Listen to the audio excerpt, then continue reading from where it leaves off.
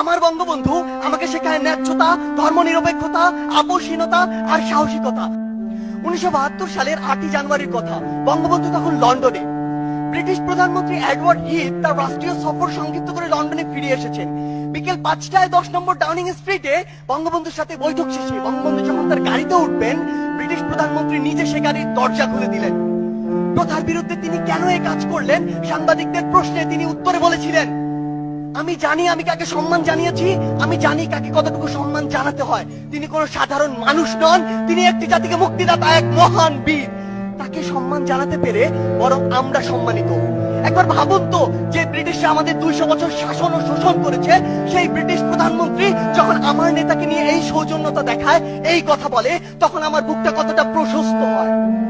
আমার বঙ্গবন্ধু আমাকে শেখায় ন্যায্যতা, ধর্মনিরপেক্ষতা, আপোষহীনতা আর সাহসিকতা। তিনি বলেছিলেন, যদি কেউ ন্যায্য কথা বলে আর সংখ্যায় যদি সে একজন হয়, আমরা তার কথা মেনে নেব। আমার বঙ্গবন্ধু বলেছিলেন, এই বাংলাদেশ হবে ধর্মনিরপেক্ষ দেশ, যেখানে ধর্ম নিয়ে কোনো ব্যবসা করা চলবে না। আমার বঙ্গবন্ধু মুচলেখা দিয়ে নিজের ছাত্রত্ব ফিরিয়ে নেননি, অন্যায়ের সাথে আপোষ করেননি। আমার বঙ্গবন্ধু দেখিয়েছেন কিভাবে নারীকে সম্মান করতে হয়। তিনি বলেছিলেন, এই স্বাধীন বাংলায় যত বীরঙ্গনা রয়েছে, তার বাবার নামের পাশে আমার নাম লিখে দিও আর ঠিকানা দিও ধানমন্ডি 32।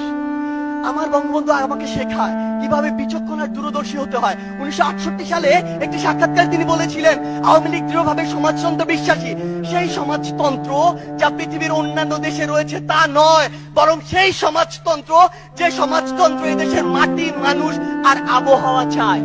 আমার বঙ্গবন্ধু হচ্ছে সেই বঙ্গবন্ধু।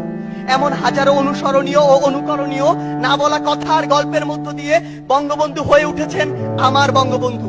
পরিশেষে ওপারে অপার স্বপ্নে আমার দিকে, আমাদের দিকে, বাংলাদেশের দিকে চেয়ে থাকা বঙ্গবন্ধুর উদ্দেশ্যে বলতে চাই, ওরা ভেবেছিল তোমাকে হত্যা করলেই হয়ে যাবে সব শেষ। ভাবেনি ওরা বঙ্গবন্ধু মানেই বাংলাদেশ। হ্যাঁ, আমার বঙ্গবন্ধু মানে বাংলাদেশ। ভিডিওটা দেখার জন্য আপনাকে জানাই অসংখ্য ধন্যবাদ। আর এরকম নিত্য নতুন ভিডিও দেখার জন্য আমার চ্যানেলটিকে সাবস্ক্রাইব করে রাখুন।